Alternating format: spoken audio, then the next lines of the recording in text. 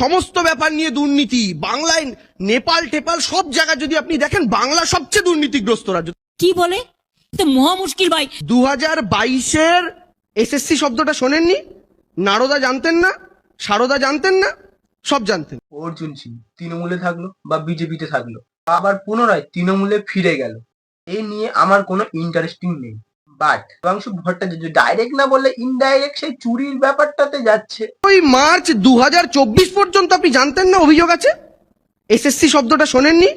নারদা জানতেন না, সারদা জানতেন না। আপনারা কি আমার মতো একটা জিনিস লক্ষ্য করেছেন? দেবাংশু ভট্টাচার্য যে স্টুডিওতে যাক না কেন, সেখানে উপস্থিত সমস্ত মানুষ মুচকি মুচকি হাসি। এই ব্যাপারটি তোমরা কি একটু লক্ষ্য করে দেখেছো?